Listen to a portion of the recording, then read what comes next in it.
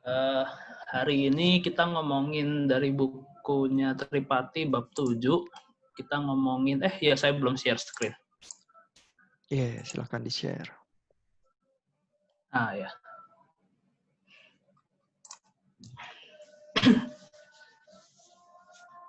Nah, jadi hari ini kita ngomongin CDMA, BCDMA, dan IS-95. IS-95 itu merek dagangnya ya.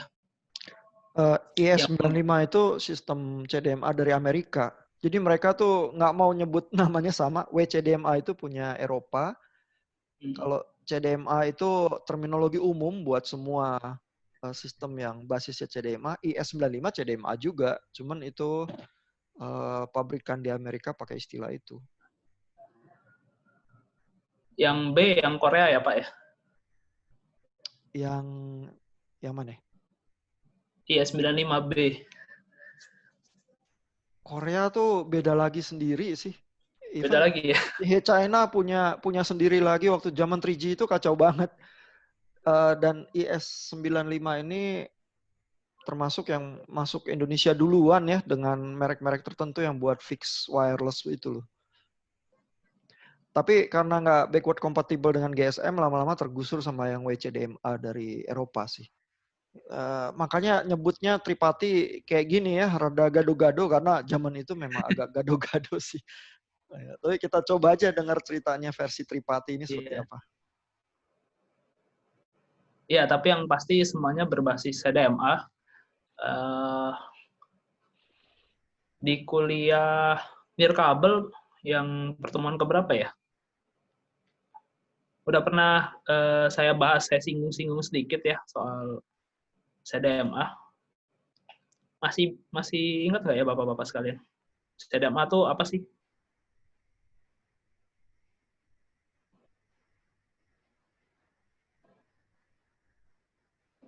Singkatannya dulu deh. Code Division Multiple Access. Oke. Itu apanya, kenapa kok namanya code division ya? Karena menggunakan coding, Pak. Kan bukan frekuensi atau time gitu ya. Oh iya. Jadi membedakan usernya pakai coding ya. Berarti mengakses mediumnya bisa barengan, alias waktunya sama dan frekuensinya juga sama ya. Jadi kalau saya frekuensinya bisa sama, berarti antar sel saya nggak perlu bedakan frekuensi itu. Kalau di TDMA, FDMA, sel-sel yang bertetangga, saya harus bedain frekuensinya. Kalau di CDMA, frekuensinya bisa sama ya antar sel tetangga. Jadi itu disebut frekuensi riusnya 1 ya. Kalau di misalkan contoh FDMA gitu ya, kalau kita gambar selnya itu segi 6, maka sel-sel di tetangganya itu harus beda semua, alias berarti ada 7 frekuensi ya untuk sel yang berdekatan. Kalau di CDMA semuanya pakai frekuensi yang sama.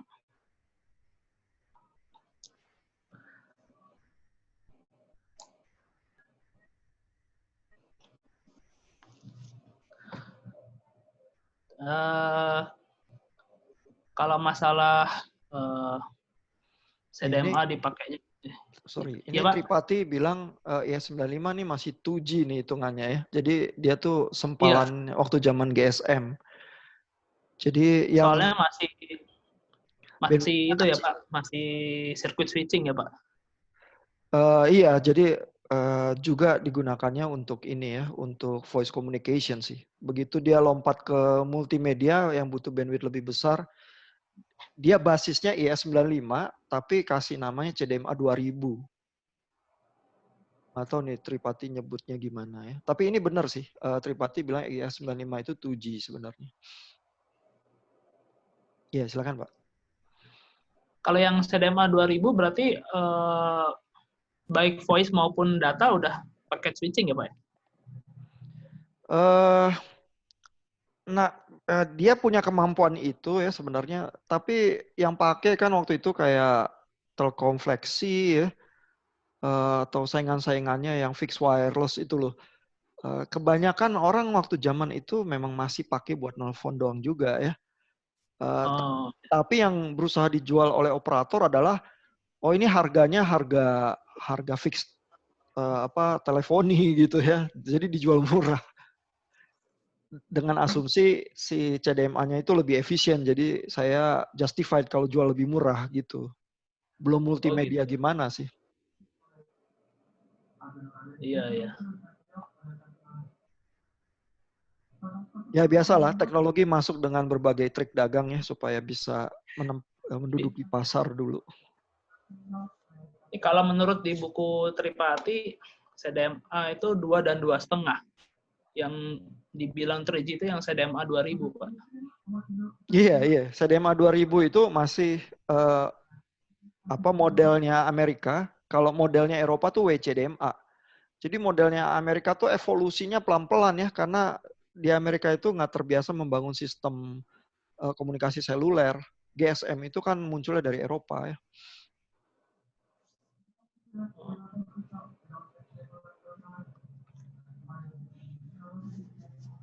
Nah, yang benar-benar merek Eropa asli ini UMTS ini sebenarnya kalau di Indonesia disebutnya WCDMA juga sih.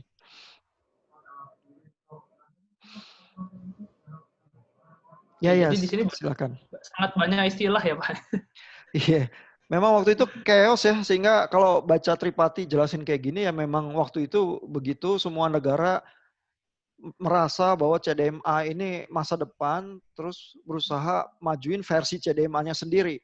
Karena nanti bermimpi kalau dunia itu bisa dikuasai pasarnya, nanti mereka yang berjaya begitu sendirian.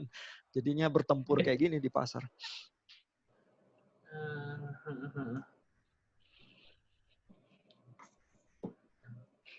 Oke, kita coba ngomongin teknis-teknisnya dulu. Yang CDMA itu dibilang dia wideband transmission gitu ya. Jadi sinyalnya aslinya sebenarnya hanya butuh bandwidth yang lebih sedikit daripada waktu ditransmit, gitu ya.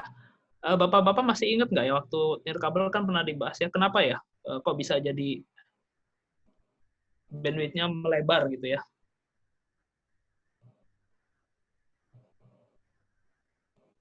Ini soalnya kemarin di nirkabel pernah dibahas juga Pak Ian. Karena dipakai bandwidth-nya berbarengan ya Pak Gras ya. Jadi dalam waktu dan bersamaan gitu. Bukan sih Bu. Frekuensi hopping ya Pak? Frekuensi hopping itu salah satu tekniknya sih Pak.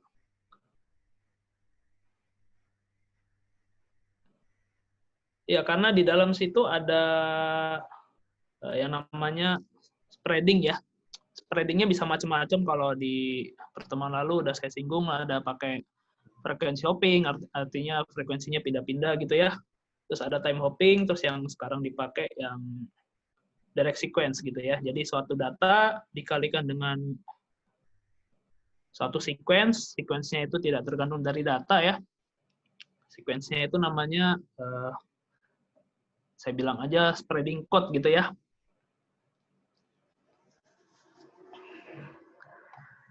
Nah, terus biasanya sistem itu kan maunya bandwidth itu jangan gede-gede ya, hemat bandwidth gitu. Ini malah dilebarin. Kalau dilebarin begitu, alas CDMA, untungnya apa ya Bapak-Bapak, Bapak-Ibu?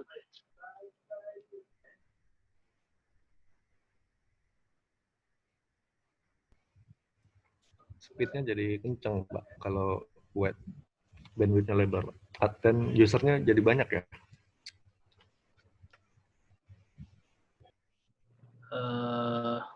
Iya sih, tapi keuntungan utamanya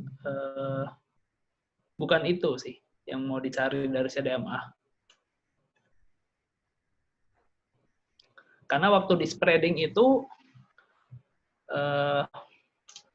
kalau saya kasih lihat ininya ya. Nah nih, waktu di spreading, daya puncaknya tuh turun gitu ya. Keuntungannya apa ya kalau melebar spektrumnya, terus density dayanya itu turun.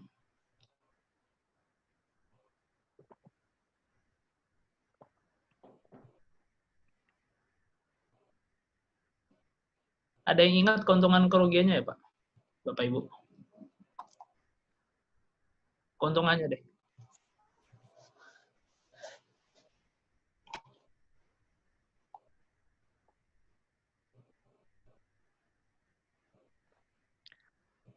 Kalau soal data rate, sebenarnya kan bandwidth buat datanya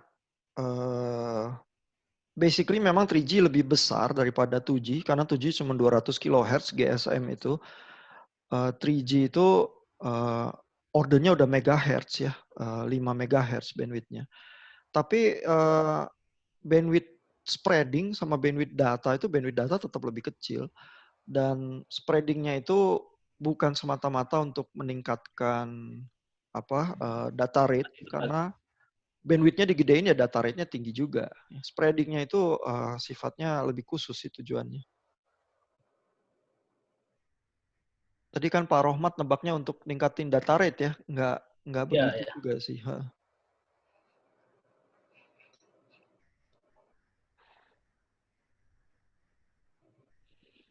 Mungkin yang meningkat sequence rate-nya apa ya, karena datanya jadi yang ditransfer jadi lebih banyak dari seharusnya.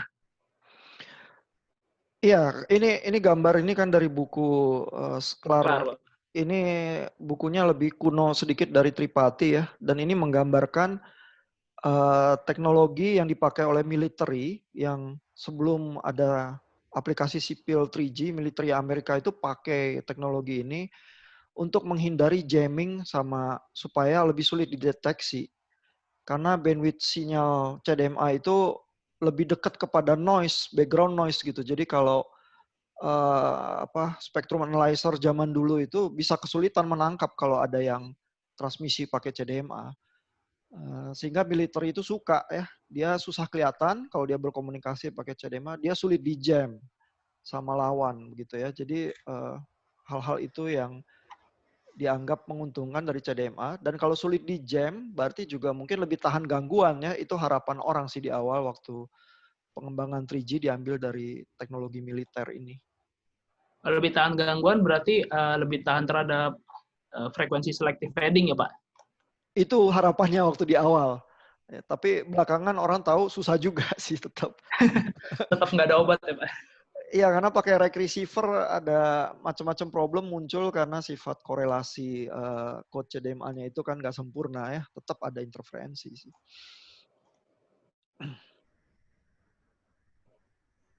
Ya oke, jadi itu Bapak Ibu tadi jawabannya. Oke, kita lanjut dulu.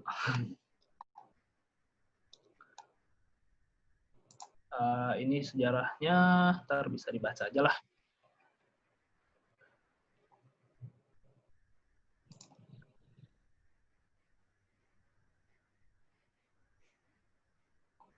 Oke, karakteristiknya. Tadi udah kelihatan ya bahwa karakteristiknya bandwidth-nya lebih lebar, terus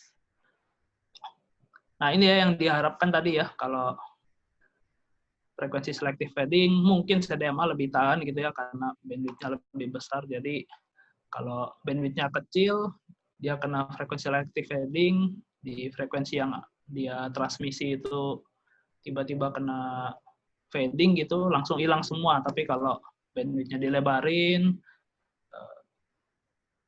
dia kena frekuensi selective fading, ya cuma sebagian aja yang kena gitu ya.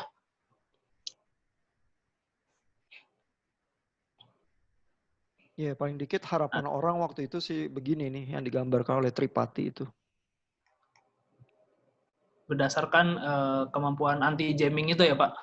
Iya, jadi diharapkan lebih tahan terhadap gangguan ya.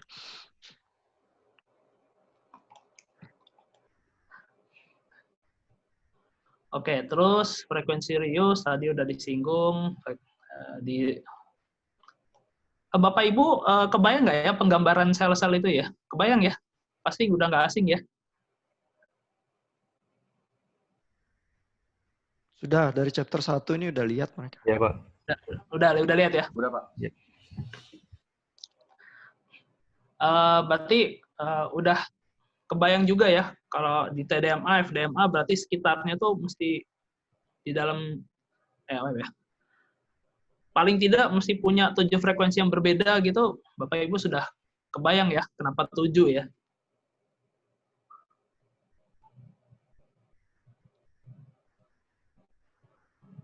Atau saya tanya dulu deh, kenapa angkanya 7 ya Pak? Bapak Ibu. Ada yang ingat nggak?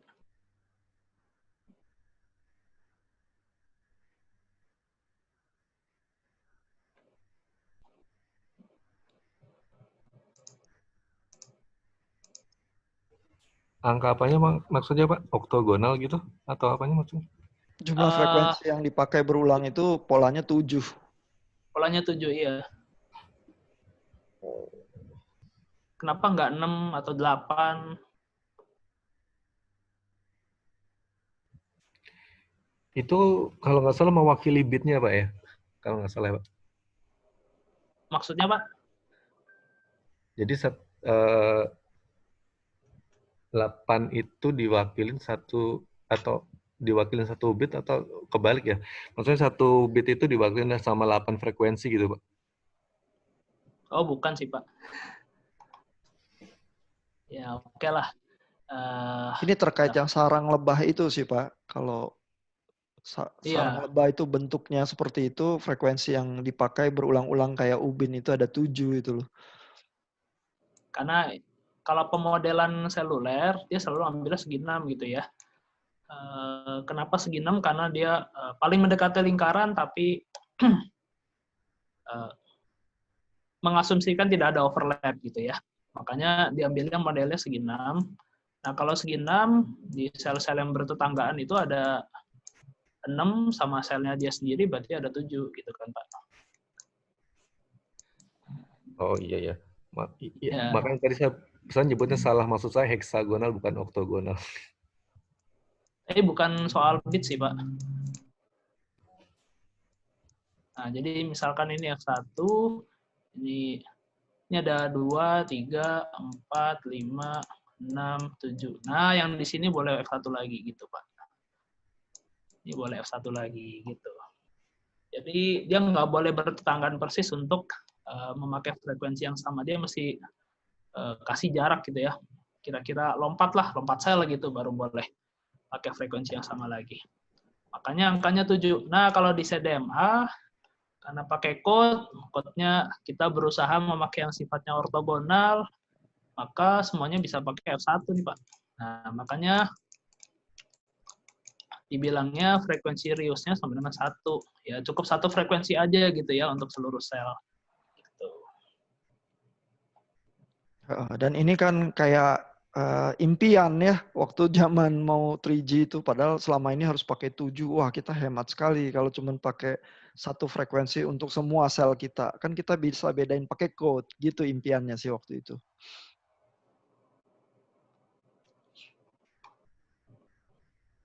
Nah, terus kalau dari sel-sel ini kita mau tingkatkan kapasitasnya, kita bisa pakai yang namanya sectorization gitu ya. Kita pakainya yang 120 derajat. 120 derajat berarti sekitar segini ya. Satu ini dibagi 3 gitu. Nah, gitu ya. Ini 120 derajat. Berarti kita sekarang punya 3 area antenanya masing-masing gitu ya.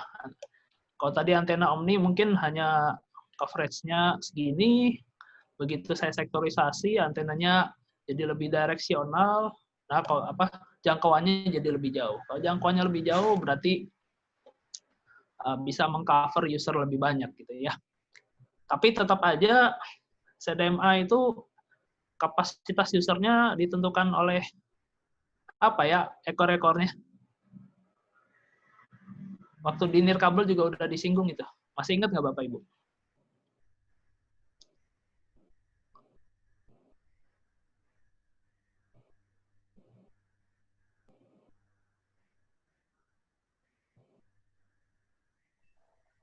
Lupa ya Pak.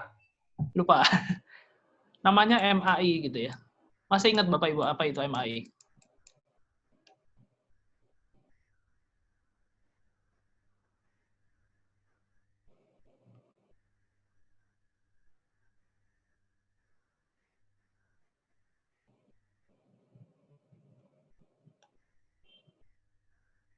Bapak Ibu, ada yang ingat MAI itu apa? Singkatannya dulu deh, paling enggak.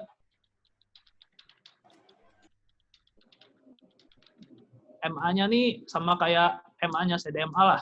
Nah, berarti udah ketahuan ya. Interference ya, Pak? Ya, multiple access interference. Itu apa Pak maksudnya?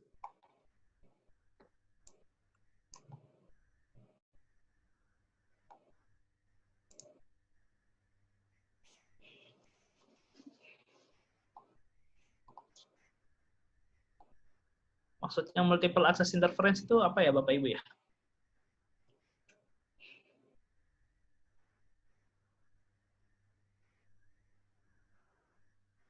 Karena gangguan frekuensi yang sama bukan ya, Pak?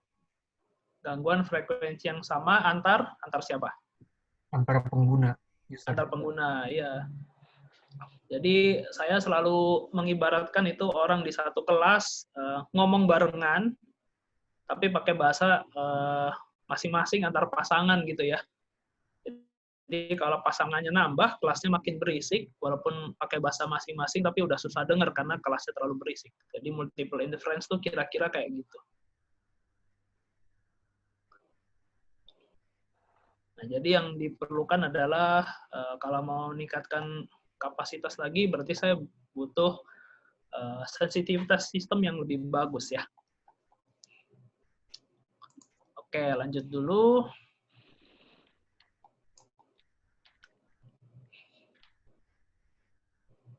Oh, ini tadi ya, udah ya.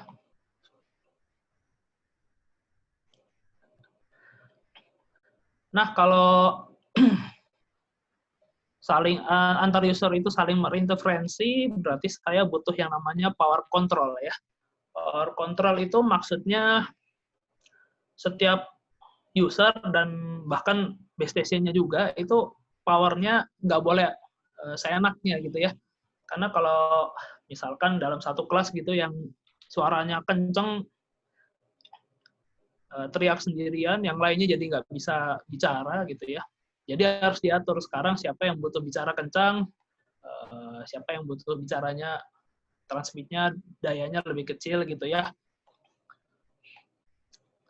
Kalau kita lihat gitu ya, ini BTS biasanya ada di tengah-tengah ya iyalah ya.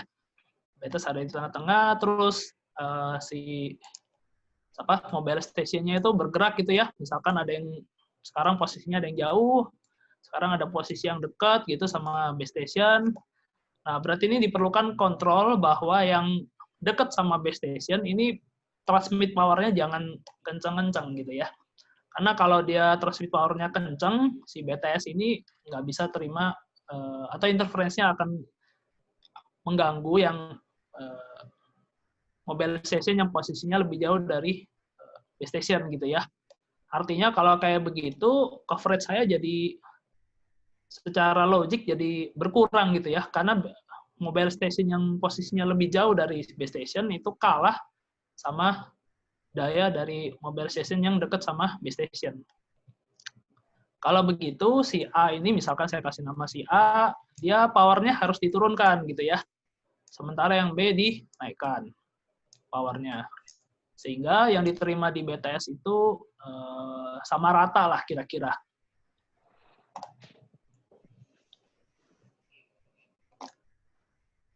Sama rata antara setiap mobile station gitu ya, dimanapun dia posisinya. Gitu.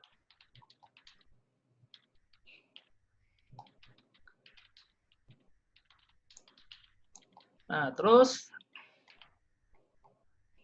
power control itu, kalau itu tadi yang uplink ya, power control untuk uplink. Jadi seberapa daya yang mesti dipancarkan oleh mobile station gitu ya. Nah, kalau yang downlink juga tetap butuh power control gitu ya. Power controlnya yang buat downlink apa ya? Kan cuman dari base station nembak ke seluruh, dia broadcast aja gitu kan ke seluruh mobile station yang ada di areanya dia. Apa yang perlu dikontrol ya? Nah, jadi inti ceritanya gini. Kalau si mobile station itu dapat penerimaan dari base station itu di bawah standar gitu ya, di bawah standar yang ditentukan, maka si mobile station ini kasih feedback ya ke si base station, supaya dia meningkatkan dayanya gitu, supaya dia meningkatkan daya yang ditransmisikan.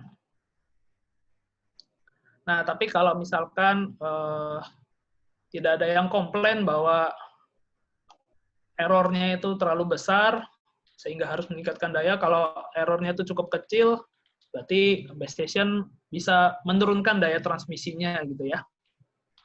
Jadi tidak terlalu terus-menerus makan energi yang banyak untuk transmit daya. Nah, itu power control untuk yang downlink. Ya.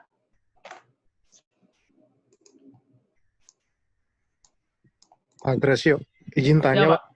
Ya. Kalau seumpama mobile station kita kan dikasih penguat sinyal gitu, sebenarnya ada dampaknya gitu nggak sih waktu kita downlink sama uplinknya tuh di BTS-nya itu? Kalau kita Maksudnya pakai penguat penguat. sinyal itu gimana ya, Pak? Jadi kan kalau dulu kalau ada modem colok tuh ada tutorialnya gitu, Pak. Jadi kan Iya. kita supaya bisa sinyal download kita kenceng, kita kasih alat tambahan, ntar tuh download kita jadi kenceng, jadi kayak penguat sinyal gitu. Jadi kita yang sebelumnya speednya rendah jadi lebih naik gitu, Pak. Speed Modem rate-nya. apa Pak itu? Modem colok gitu sih, Pak. Modem apa? Modem WiFi. Modem colok ke laptop. Bukan, Wi-Fi ya, Pak? bukan modem WiFi. Modem yang masukin SIM card gitu, Pak. 3G atau 4G? Dalamnya 3G, ya, modem 3G gitu yang dimasukin SIM card. mungkin orang lain jadi ketutupan itu ya. Iya, mungkin. Itu pasang alat tambahan, Pak, atau apa, Pak? Iya, jadi kayak kan modemnya kayak batangan gitu, Pak. Terus tutorial sih dipasangin kayak CD gitu, ntar ditaruh panci apa segala macam, katanya ntar jadi penguat sinyal gitu. Kayak reflektor, antena reflektor gitu ya, Pak ya? Ya kayak gitu, Pak. Ya, itu mencurangi sih, Pak. Tapi itu ngaruh bener, Pak. Dari power control ngaruh ya? Kalau diarahkan tepat ke BTS-nya ngaruh sih, Pak. Bisa-bisa yang orang lain jadi nggak dapat sinyal gitu. Oh, jadi transmit powernya lebih ke kita gitu bener ya? Iya. Oh. Jadi problemnya CDMA ya yang nggak dihadapi oleh generation yang lain ya. Terutama karena kan dia strateginya mancar di frekuensi yang sama, berusaha bedain pakai code. Masalahnya sifat code itu nanti mungkin Pak Gracio bahas, itu juga ada limitasinya ya. Sehingga fenomena yang umum di sistem CDMA itu adalah kalau makin banyak user di sel yang sama, saling intervensinya, saling mengganggunya makin tinggi. Kalau kita sendirian aja di satu BTS itu nggak apa-apa ya, itu seluruh udara punya saya sendiri. Tapi kalau banyak orang yang bicara ke udara pada saat bersamaan, langsung ngedrop ya. Tinggal kuat-kuatan sinyal deh ya, kalau saya antenanya lebih kuat atau apa, saya mendengar code saya itu yang diarahkan ke saya itu lebih besar ya daripada saya mendengar yang lain. Ya saya lebih beruntung, terus data rate saya bisa jadi lebih tinggi ya, karena kalau interferensi itu tinggi, efeknya adalah nanti errornya banyak, terus minta dikirim ulang banyak dan lain sebagainya, data rate saya turun gitu ya. Jadi bisa jadi dengan hal-hal yang semacam itu, kalau tangkapan sinyal itu lebih baik, data rate-nya naik, tapi pada jumlah user tertentu yang udah sangat banyak di satu sel, multiple access interference itu bisa nggak tertahankan sih. Terus semua orang ya udah KO gitu aja sampai ada yang keluar ya dari sel itu. Oke, terima kasih, Pak. Ya, sekalian melanjutkan limitasi sifat code. Di Nirkabel juga udah pernah saya bahas, limitasi code-nya itu sifat apa ya?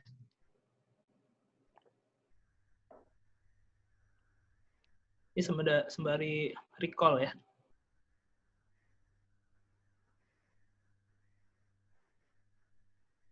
Apa Bapak Ibu? Masih ingat nggak ya?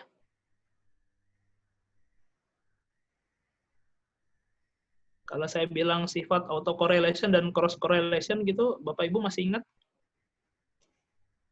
Yang berlatar belakang itu ya, Pak. Gimana Pak? Jadi kalau ada cross correlation, dia nggak bisa auto correlation ya, Pak.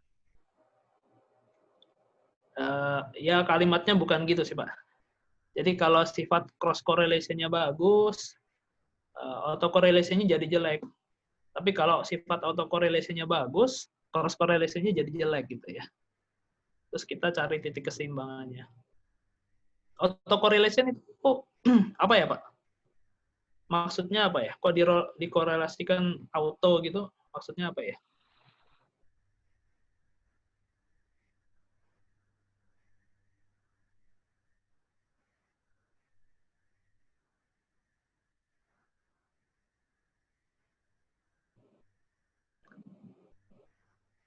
Masih ingat nggak Bapak Ibu?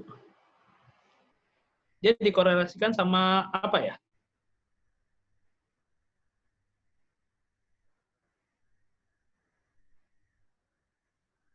Nampaknya Buat mengatasi itu ya? bukan Pak, multipad, Pak. Buat mengatasi multipad bukan ya? Ya, kira-kira begitu. Tapi itu dikorelasikannya dengan siapa ya? Dikorelasikan kan maksudnya dicari seberapa mirip sih, gitu kan? Kalau autocorrelation berarti dicari kemiripan dengan dirinya sendiri ya, dengan dirinya sendiri. Kalau yang cross correlation itu berarti dicari sifat kemiripannya dengan code punya orang lain gitu ya. Nah tadi oke, kalau saya punya code yang autocorrelation-nya bagus di seluruh pergeseran waktu gitu ya. Artinya code saya di posisi chip nomor 0 itu di time sama dengan 0, terus dikorelasikan dengan code itu sendiri, tapi saya geser satu chip atau satu bit gitu ya.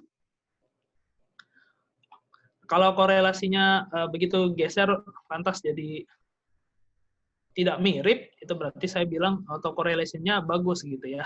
Artinya code saya kalau kegeser sedikit jadi nggak mirip ya. Nah, itu code itu jadi bisa buat dibedain ya untuk sektorisasi ini. Jadi code-nya sama, cuman kalau untuk yang sektor ini sama sektor, sektor yang ini sama sektor yang ini bedanya geser satu chip gitu ya. Nah, jadi kalau saya punya sistem mau bisa membedakan pergeseran satu chip itu, maka saya harus punya code yang sifat autocorrelation-nya bagus ya.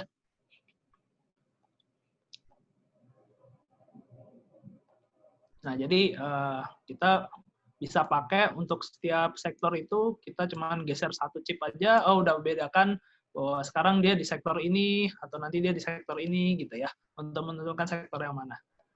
Nah, kita membangun code yang bersifat autocorrelation-nya bagus itu pakai code yang namanya PN, ya, pseudonoise. Maksudnya pseudonoise, tunggu, ini ada di sini. Mana ya? Maksudnya pseudonoise itu berarti sifat code saya itu menyerupai noise ya, menyerupai random, pseudo random, sorry.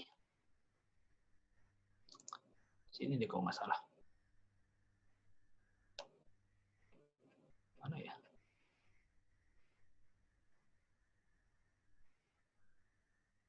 Ya ini dia. Saya pengennya punya code yang autocorrelation-nya bagus gitu ya. Maka saya memanfaatkan sequence yang namanya pseudonoise ini ya. Atau pseudo random. Sifatnya pseudo random gitu ya. Kayak random, kayak noise, seperti acak, tapi tetap teratur karena kita generate gitu kan. Terus tadi kita punya limitasi kalau autocorrelation-nya bagus, cross correlation-nya jadi jelek gitu ya. Nah, cross correlation itu kan untuk membedakan antar user ya. Dan itu nyawanya CDMA tuh. Membedakan antar user pakai code. Jadi, kalau code-nya nggak bisa membedakan antar user dengan baik, ya jadi masalah ya. Nah, maka saya juga harus punya pakai code lagi. Jadi kita pakai 2 code ya, satunya yang PN, satunya yang sifatnya ortogonal ya, kalau Bapak Ibu masih ingat.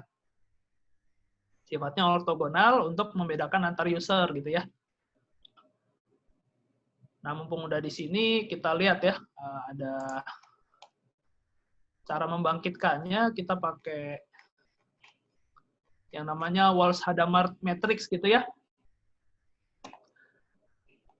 Nah, jadi kalau misalkan matrix 1x1-nya tuh yang cuma dimensinya 1x1, dia cuma anggotanya 1. Misalkan kita kasih W1x1-nya tuh isinya cuma 1 gitu ya. Maka untuk yang lebih besar ukurannya W2x2, maka ini adalah yang W1x1 tadi, ini W1x1, ini W1x1, ini kurang ya.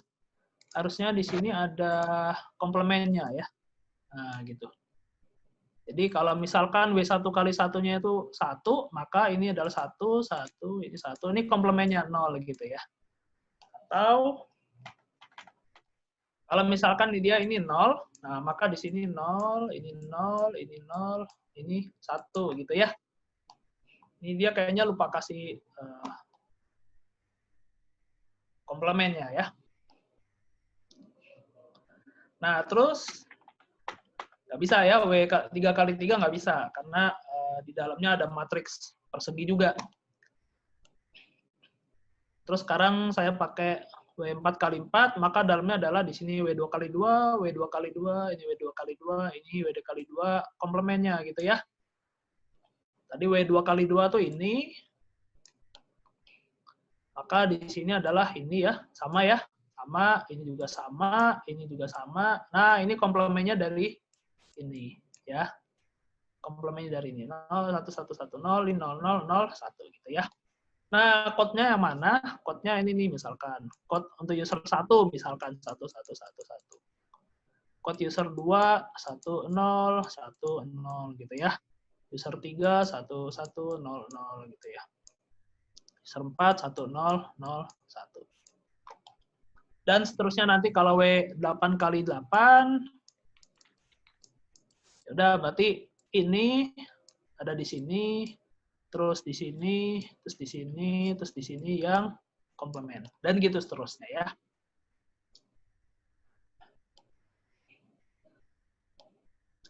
Sifat ortogonalnya dari mana? Bagaimana cara tahu sifat ortogonalnya?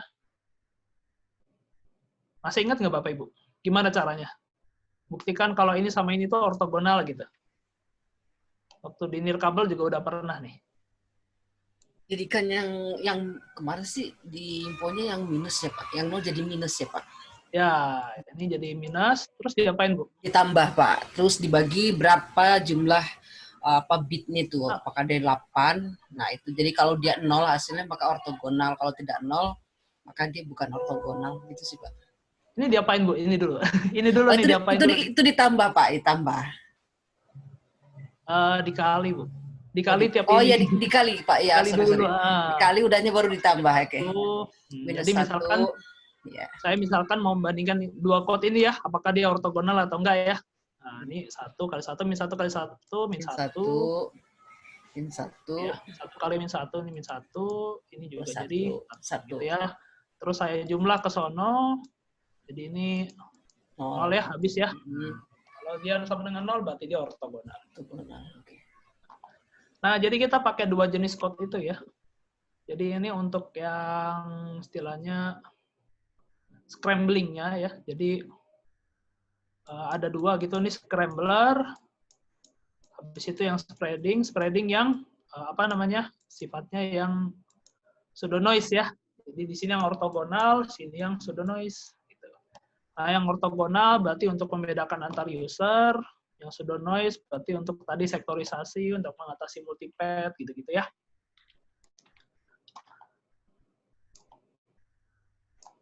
Oke, kita balik sedikit. Nah, tadi udah ya, membedakan antar sel, nggak perlu pakai frekuensi yang berbeda,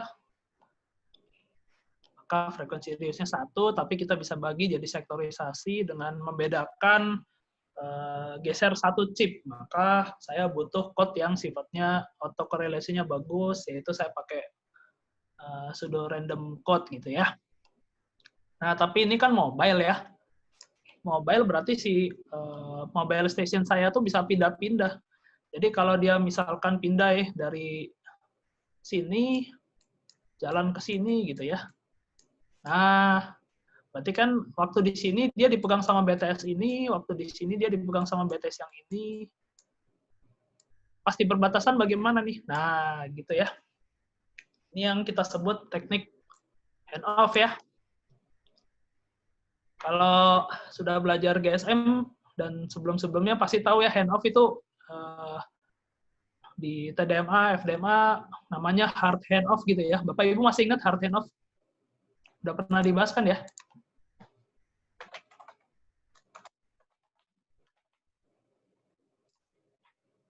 Handover. Ada yang ya? Handover ya Pak, bukan ya? Iya. Supaya usernya nggak di frekuensi yang sama, Pak. Gimana Pak? Supaya usernya nggak di frekuensi yang sama, Pak. BTS-nya ya, yang nggak di frekuensi yang sama. Jadi usernya nih mesti switch frekuensi gitu ya kalau dia pindah ke sel tetangganya gitu ya. Kenapa disebutnya hard ya? Gitu. Kenapa disebutnya hard ya?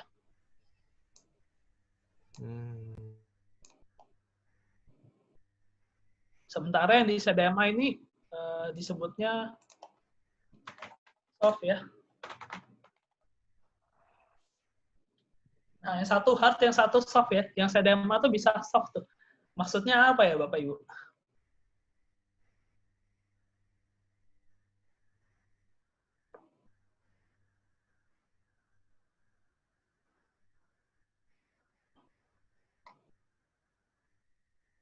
Ada yang bisa kasih jawaban? Kalau di GSM dulu sifatnya pindah frekuensi ya antar sel ya. Kenapa pindah frekuensi? Karena frekuensi antar selnya beda kan tadi. Paling nggak kita harus punya 7 variasi frekuensi. Kalau di CDMA kita punya satu aja kan frekuensinya ya. Jadi dia pindah sel itu frekuensinya sama, tapi yang ngeladenin beda gitu ya, tapi frekuensinya tetap sama. Maka kita sebut dia soft gitu ya. Soft berarti saya nggak butuh diputus dulu, lantas apa namanya?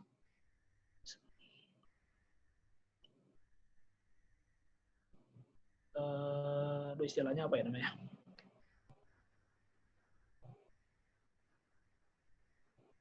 Lantas resonan ke frekuensi sebelahnya.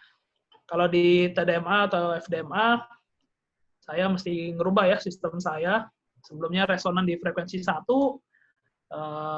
begitu geser ke sel berikutnya, dia butuh switch ke frekuensi 2 gitu ya. Kalau di CDMA, karena frekuensinya sama, jadi dia tidak butuh mematikan frekuensi yang lama dulu ya, karena frekuensinya sama gitu kan. Makanya disebutnya soft gitu ya, karena frekuensinya sama.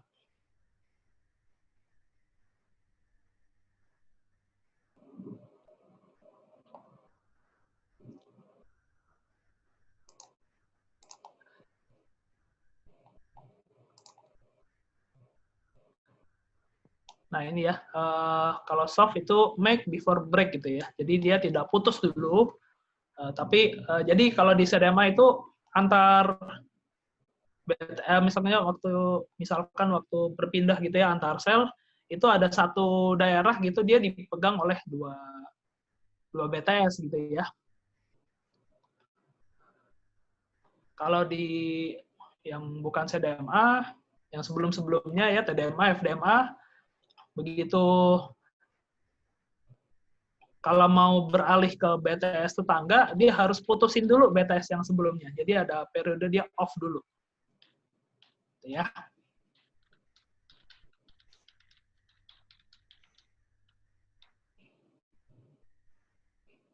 Nah, ini ya. Kalau di CDMA, dia ada area abu-abu ini.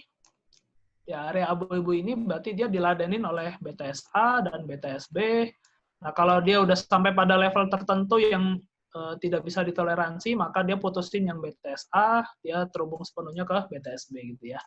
Atau kalau dia pindah ke sana, yang dari BTSB ini lama-lama sinyalnya makin turun sampai ke level tertentu yang sudah di bawah standar gitu, maka dia lepas yang B, terus dia sambung sepenuhnya yang A. Kalau masih di tengah-tengah area abu-abu ini, berarti dia masih dipegang oleh A dan B gitu ya. Ya. Nah, ini kelihatan banget ya.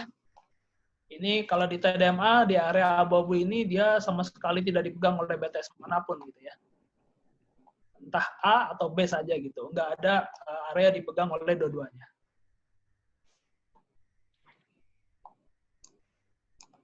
Itu soal handoff. Jadi ini juga salah satu keuntungan CDMA dibanding yang sebelum-sebelumnya ya.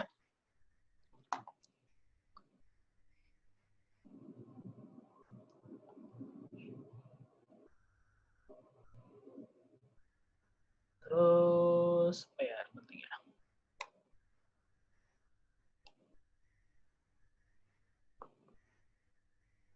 Jadi saya punya catatan di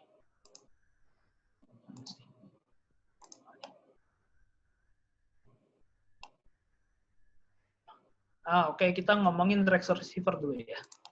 Receiver di mana tadi ya?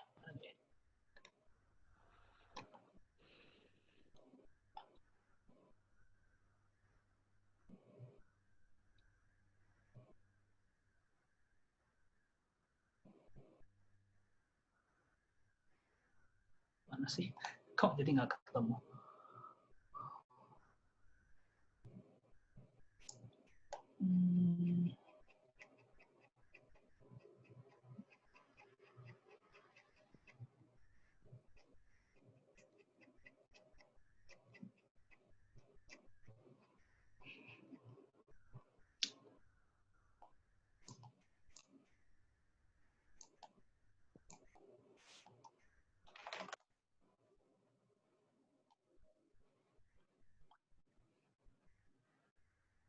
Berapa ya?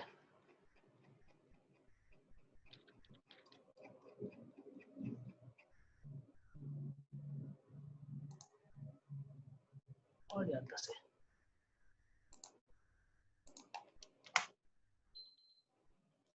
Oke. Di penerimanya kita memanfaatkan rake receiver ya. Kenapa dinamakan rake? Karena dia sifatnya kayak garukan gitu ya. Jadi penerimanya tuh kira-kira strukturnya kayak gini. Ini jarinya terserah sampai berapa gitu ya. Nah, ini masing-masing finger ya namanya, masing-masing jari ini untuk apa ya? Jadi gini, kalau kita transmit sinyal, kita pasti kena yang namanya multipad gitu ya. Bapak Ibu pasti udah nggak asing dengan multipad. Nah, multipad itu berarti bisa saja mendelay sinyal saya ini nyampainya ini beda-beda gitu ya, waktunya gitu ya.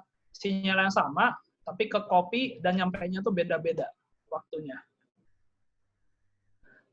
Jadi misalkan yang ini untuk T sama dengan 0 gitu ya. Yang ini geser 1 chip misalkan, atau 1 bit. Yang ini geser lagi 2 chip misalkan. Ini geser lagi sampai T ke N gitu ya. Gesernya banyak gitu ya. Maksudnya apa? Yang di T0 misalkan sekarang waktu ke N gitu ya. Di sini udah sampai N chip gitu ya. Misalkan N-nya tuh 8, berarti ini udah chip ke-8, di sini baru chip ke-0 gitu ya. Nah, jadi start-nya tuh beda-beda gitu karena delay-nya beda-beda karena multipad. Nah, jadi yang dilakukan rake receiver, tangkap semua kemungkinan sinyal multipad ini, terus saya kasih delay masing-masing ya. Di sini kayak kasih delay nih. Nah, jadi yang nyampenya duluan, kalau istilah manusianya ya, nyampenya duluan saya suruh tunggu lebih lama sampai yang paling belakang itu nyampe gitu ya. Nah, jadi sekarang semuanya sudah dalam waktu yang sama. Jadi tidak ada yang bergeser banyak, nggak ada yang tidak tergeser sama sekali, enggak ya. Jadi sekarang udah jadi kompakan lagi. Nah, kalau udah jadi kompakan lagi, saya gabungin, saya jumlah gitu ya, saya perkuat. Nah, ada berarti ini outputnya gitu. Ada yang kurang nggak ya, Pak Ian? Si Tripati nggak ada gambar struktur rake-nya ya? Dia cuma nyebut doang ya? Iya. Kayaknya enggak sih. Kalau nggak ada ya nggak apa-apa. Karena tampaknya memang Oh, ya. ini ada nih. 77. Sebentar. Ah ya, seperti itu ya. Nah, ya. Oke, jadi intinya seluruh kemungkinan sinyal yang bergeser-geser karena multipet itu saya kumpulin, saya kasih delay sesuai dengan sesuai dengan pergeserannya. Yang datang duluan saya kasih delay paling lama, nungguin yang paling belakang gitu ya. Terus saya jumlah, baru saya demodulasi gitu ya. Oke, itu rake receiver. Bapak Ibu ada pertanyaan dulu nggak?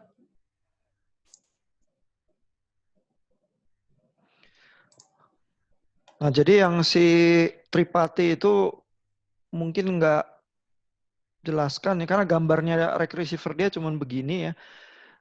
Sebenarnya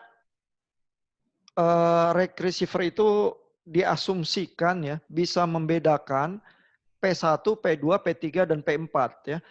Di dalam gambarnya Tripati ini P1 itu yang nyampe duluan dan sinyalnya paling besar. Berarti dia tuh mungkin yang paling lurus ya jalurnya dari base station ke receiver. Lalu yang P2 itu agak belok dikit, mungkin karena terpantul barang sesuatu begitu ya, dan kena pantulan itu powernya turun ya, jadi powernya juga lebih rendah. Lalu yang P3 mungkin karena scattering ya, karena gelombangnya pecah, nyampenya lebih kecil lagi powernya dan lebih terlambat lagi begitu ya. Nah, jadi si rake receiver itu diasumsikan bisa tuh membedakan setiap sinyal yang ditangkap dari jalur yang berbeda itu ya. Karena kan kita udah dengar di bab 3 itu gelombang radio itu kena refleksi, scattering, difraksi dan lain sebagainya ya, sehingga power yang nyampe beda-beda, delay-nya juga beda-beda. Kalau dijumlahin gitu aja itu saling mengganggu semuanya ya.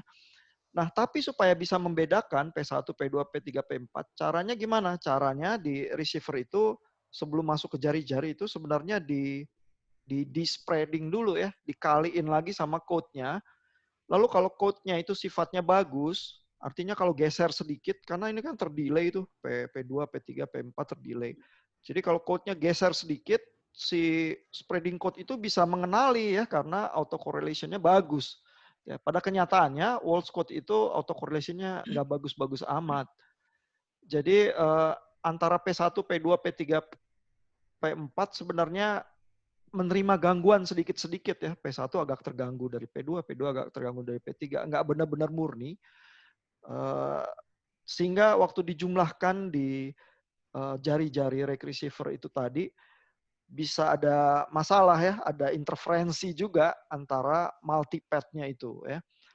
Plus, begitu udah tergeser-geser begini, cross correlation function dari code-nya juga terganggu ya, sehingga user 1 nanti mendapat gangguan dari user 2, mendapat gangguan dari user yang lain juga, dan makin banyak user di sel itu gangguannya makin banyak.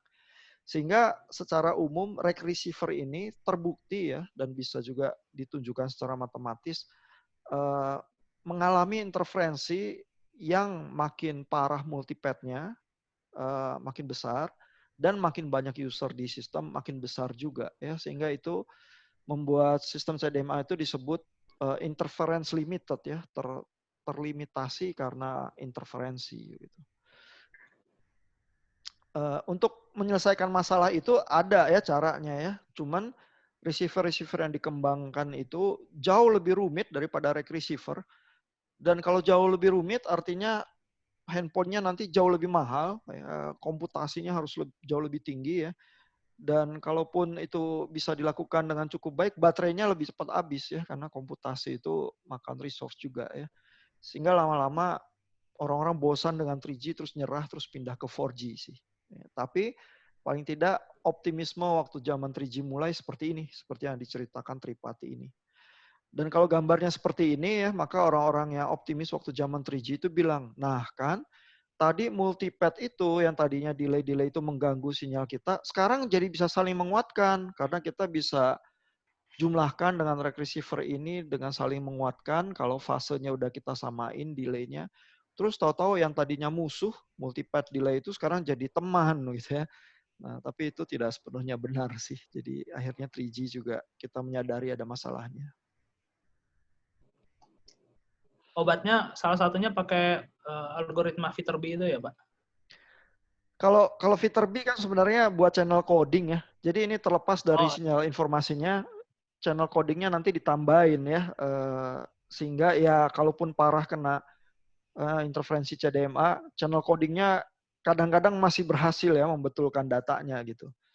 Obatnya betul. Kalau penyakitnya CDMA sendiri, obatnya yang diketahui orang adalah multi-user detector. Jadi waktu saya menerima satu sinyal, saya bukan menghitung untuk sinyal satu code saja, saya menghitung untuk semua code yang ada di sistem itu.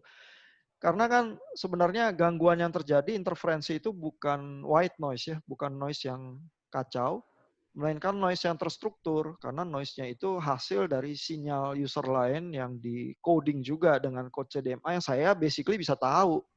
Ya, karena kan di BTS itu ketahuan ya code mana aja yang dipakai oleh user mana aja. Jadi kalau noise itu ketahuan, saya bisa hitung dong noise-nya, terus saya keluarin dari sinyal saya gitu. Tapi artinya kalau ada 16 user katakanlah di sel saya, gadget saya itu berhitung untuk ke 16 user itu ya, lalu saya itu berusaha mencuci sinyal yang buat saya sendiri untuk mengeluarkan dari semua sinyal user yang lain gitu ya. Itu kan komputasinya sangat boros ya. Karena saya sebenarnya nggak usah menghitung sinyal orang lain, tapi saya harus melakukan supaya sinyal saya bersih gitu. Solusi semacam itu impractical ya. Ya bisa sih bikin orang dapat S3 ya karena mendesain komputasinya. Itu ada teman saya di lab, kita sama-sama dokter waktu zaman tahun 2000 itu dia ngerjainnya detektor semacam itu. Saya nggak berminat dari awal ya karena ngapain sih solusi yang kayak gitu? Emang kelihatannya hebat ya, hitungannya gila gitu ya. Ya bisa jadi dokter, cuman malesin banget ya. Setahu saya sih nggak ada sih gadget yang akhirnya mengadopsi itu ya karena nanti jadi terlampau mahal atau baterainya terlalu cepat habis. Pokoknya nggak terlalu praktis ya, cuman bagus buat orang S3 aja. Ya, akhirnya orang memilih yang lebih praktikal ya, yaitu beralih ke 4G, yaitu pakai sistem OFDM. Karena di zaman 3G, termasuk waktu saya lagi S3, kita tuh udah sama-sama tahu di lab ya, sistem OFDM kayaknya lebih bagus ya, karena kita juga tulis paper buat conference yang membandingkan kedua sistem itu, kok kayaknya OFDM memang lebih bagus sih. Tapi kan semua perusahaan waktu itu Nokia, Ericsson, Motorola, ya, NTT Docomo dari Jepang, semuanya optimisnya sama CDMA. Dan kalau pasar itu udah bertekad semacam itu, nggak bisa dibantah ya. Semua udah menyiapkan produknya dan siap launching, siap menjajah dunia dengan produknya masing-masing. Nggak ada yang bisa bilang kamu salah gitu. Nanti tahunnya 10 tahun kemudian. Mereka udah investasi mahal-mahal, dibilang salah gitu ya.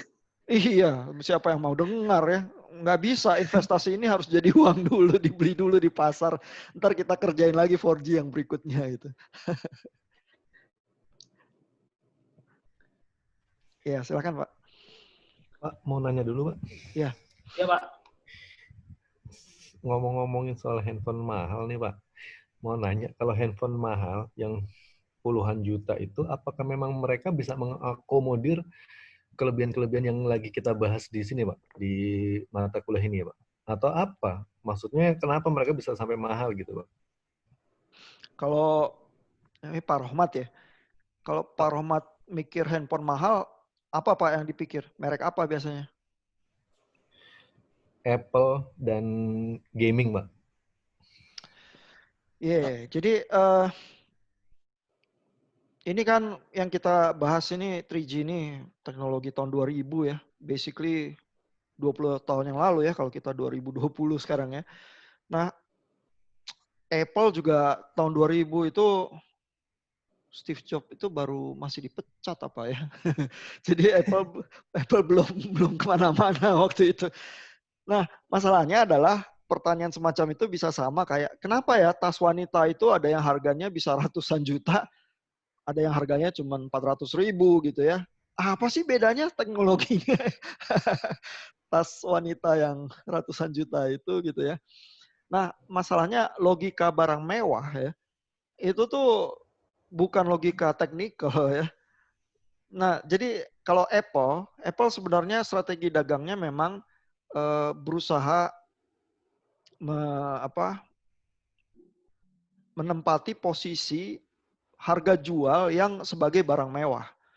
Makanya kalau lihat toko Apple ya di mall, tokonya gede, isinya dikit begitu ya. Terus cenderung kaca-kaca ya, laptop yang tipis begitu ya.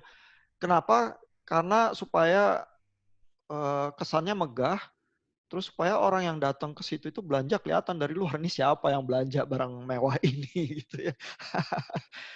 Di New York itu si Steve Jobs juga punya konsep pasang tokonya kayak gitu. Kalau toko Xiaomi, oh padat begitu ya, orang jejal-jejal di situ ya, karena ini barang murah yang penting jalan gitu ya dan cukup bagus ya. Siapa bilang kalah sama Apple gitu ya. Tapi ini bukan barang mewah gitu ya. Nah jadi kalau logika barang mewah kita nggak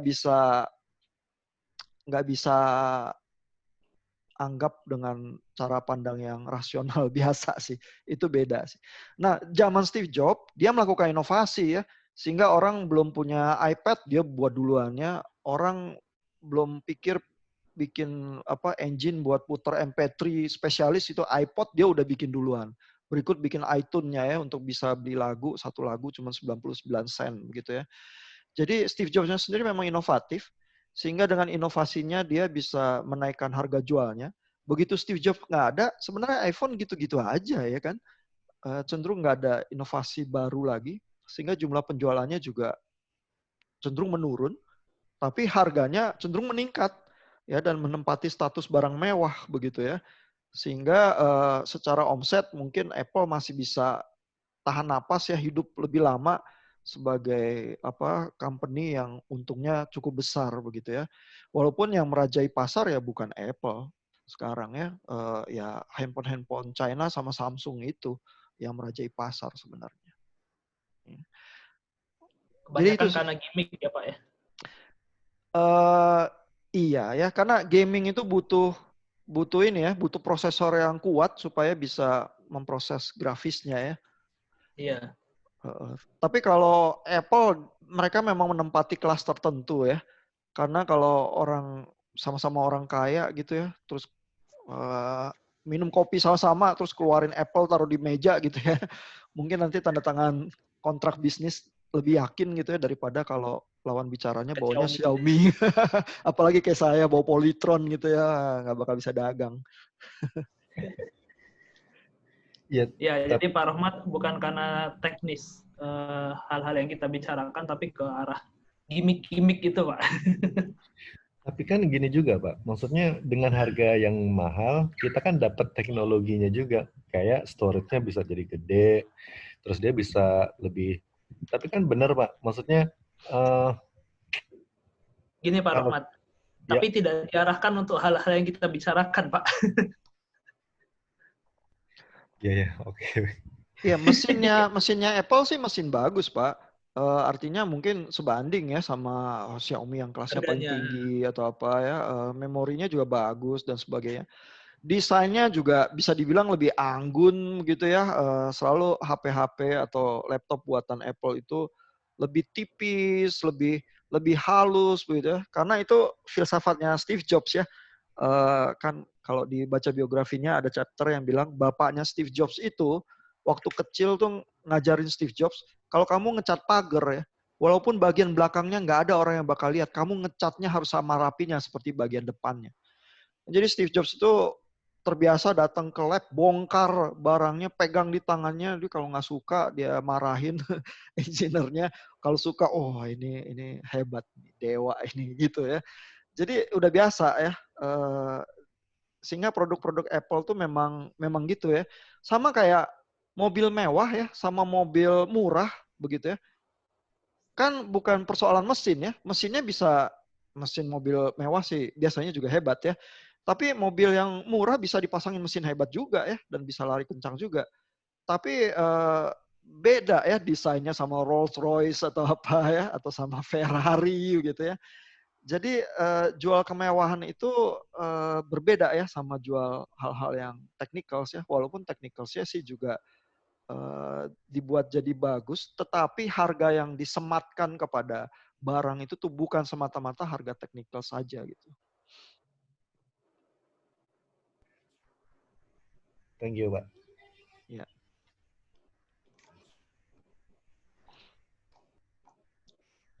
Oke, Pak. Jadi kita lanjut dulu. Tadi udah receiver, udah power control, udah soft and over. Nah, kita coba 2 poin terakhir ini ya.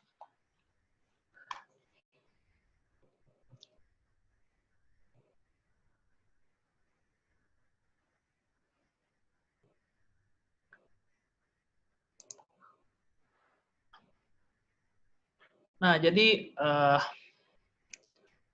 di 2G ini ya, atau 2,5G, kita masih menggunakan namanya circuit switching gitu ya, untuk yang aplikasi voice-nya. Nah, jadi untuk call setup, kita mesti lihat ada urutannya gitu ya. Jadi istilahnya mereka membangun jalur dulu, baru bisa dipakai untuk transfer voice gitu ya. Beda kelakuannya dengan paket switching gitu. Kalau paket switching berarti saya nggak butuh membangun jalur dulu khusus untuk saya. Saya pecah-pecah paket saya cari jalur yang paling efisien, nggak banyak macet gitu untuk sampai tujuan.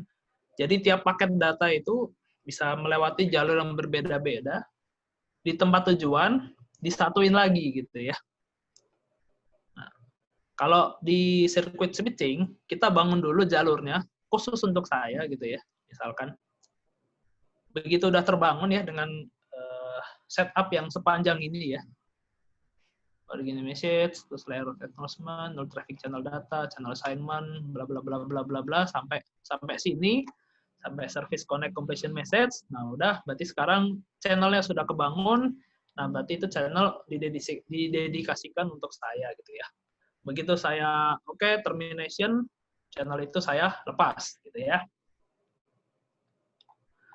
Jadi itu beda perlakuan antara circuit switching dengan paket switching gitu. Nah, kalau sekarang kemungkinan besar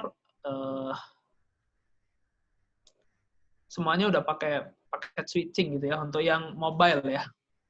Jadi voice kita itu sebenarnya dipecah-pecah jadi paket data, terus kita kirimnya lewat jalur yang beda-beda. Nanti di tempat tujuan disatuin lagi dengan kode-kode tertentu gitu ya. Jadi mereka tahu urutannya paket yang paling depan yang mana, yang paling belakang yang mana gitu ya. Nah, terus ini kan banyak pembicaraan antara mobile station dengan network maksudnya BTS-nya gitu ya, yang satu tingkat di atasnya dia. Nah, ini berarti dia menempati pakai kode-kode, pakai channel yang bukan untuk channel data gitu ya. Jadi ada beberapa bagian. Gimana itu? Sebentar. Gimana ya? Sebentar.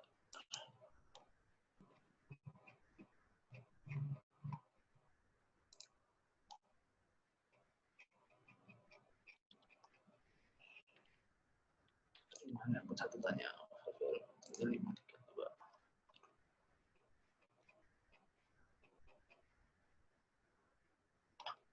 Nah, jadi ada channel-channelnya ya untuk melakukan koordinasi semacam tadi gitu ya. Ada channel pilot, isinya apa sih? Isinya identification gitu ya, untuk pseudonoise, untuk kode-kodenya. Jadi di sektor A pakai pseudonoise yang offsetnya berapa chip gitu ya. Beda sektor, beda offsetnya gitu ya. Nah ini pakai yang ini ya. Dia adanya di channel pilot gitu ya. Terus timing reference untuk sinkronisasi. Jadi kapan mulai kirim data gitu ya. Terus ngelihat di channel pilot juga bisa dikasih pengukuran seberapa bagus gitu ya channel downlink-nya dari BTS ke MS gitu ya. Terus yang terakhir untuk referensi untuk demodulasi gitu ya. Nah kemudian kalau tadi di channel pilot itu timing reference-nya dikirim untuk sinkronisasi. Nah sinkronisasi terjadi di channel sync ini ya. Di sini terjadi sinkronisasi offsetnya si pseudonoise ini di chip keberapa gitu ya. Jadi ini untuk lihat dia di sektor mana tadi ya. Terus kemudian di channel paging, di sini ditransfer sistem informasinya gitu ya. Terus mobile station-nya ini mobile station siapa gitu ya, specific message-nya. Nah, terus datanya di mana? Datanya di forward traffic gitu ya. Di sini isinya signaling-nya sama data dari user. Gitu ya. Ini untuk yang downlink, jadi dari BTS ke mobile station. Kalau yang uplink,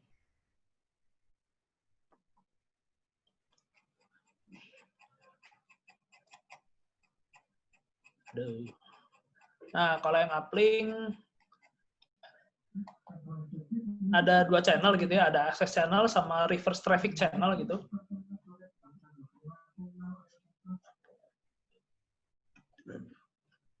Uplink berarti dari mobile station ke base station gitu ya.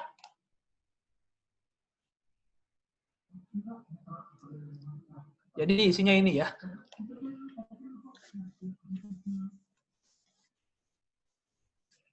Nah, tadi handoff terjadinya di mana? Nah, terjadi di ini nih, reverse traffic channel ya.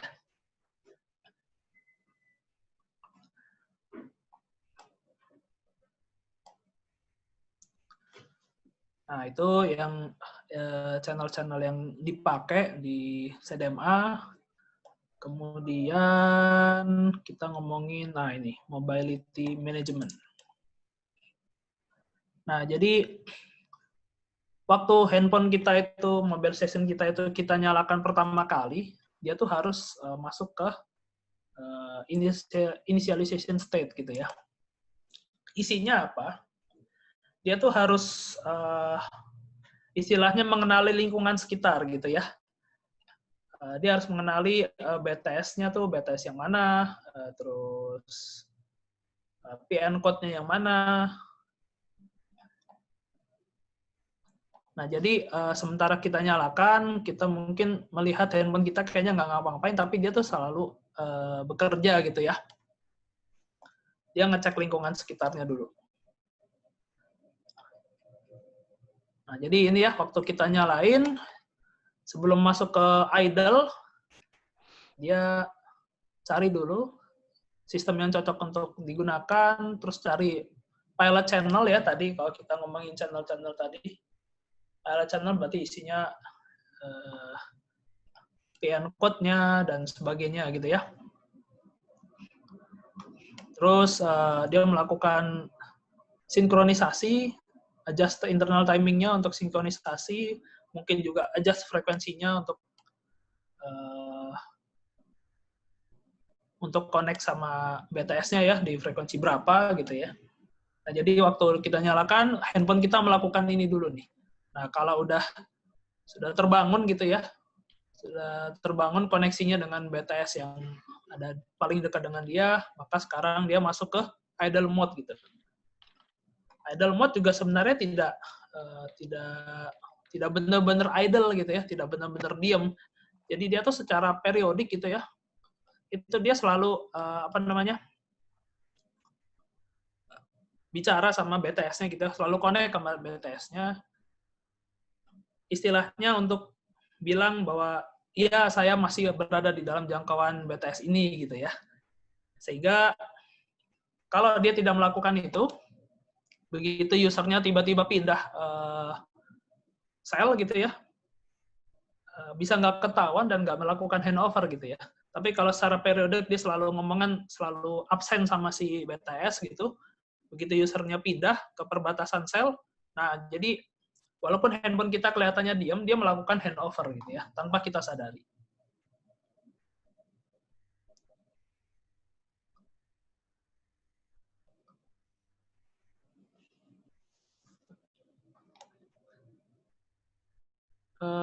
Apalagi ya poin pentingnya ya.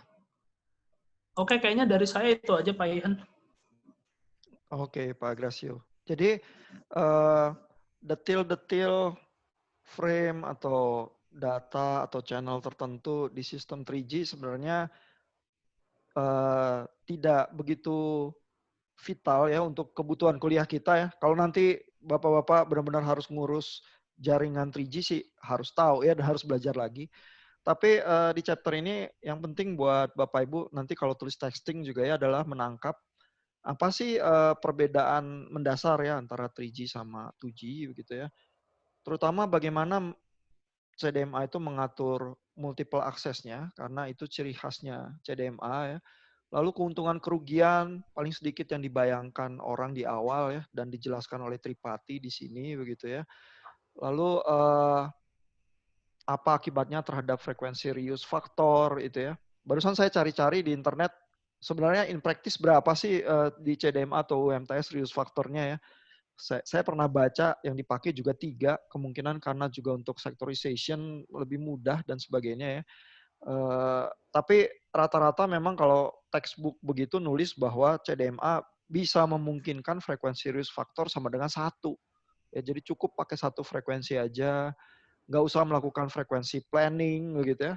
Kalau GSM kan selalu harus frekuensi planning ya, pakai reuse faktor 7 atau lebih. Tapi frekuensinya saya harus atur-atur di dalam pola ubin saya itu ya. Nah, CDMA di dalam mimpinya adalah nggak usah melakukan itu ya. Nah, jadi untung rugi semacam itu Bapak Ibu harus tahu ya, menjadi ciri khas CDMA. Lalu juga bagaimana secara teori dan secara teknis memisahkan sinyal dari user yang berbeda itu dengan memakai code. Mengapa itu mungkin? Ya, lalu mengapa ada 2 jenis code ya, code yang pseudonoise dan orthogonal code begitu ya. Yang satu dipakai untuk scrambling, yang satu dipakai untuk spreading gitu ya. Nah, hal-hal yang mendasar seperti itu harus paling tidak pernah tahu ya kalau belajar CDMA supaya siapa tahu Bapak Ibu nanti kerja di bidang itu terus ditanya pernah belajar nggak CDMA gitu ya, paling sedikit bisa berdiskusi soal itu ya. Ada pertanyaan Bapak Ibu? Kalau nggak ada, kami tunggu textingnya, lalu nanti video ini kita upload juga ke Learn ya. Thank you Bapak Ibu kalau gitu, selamat malam, sampai ketemu lagi, selamat istirahat. Terima kasih, Pak.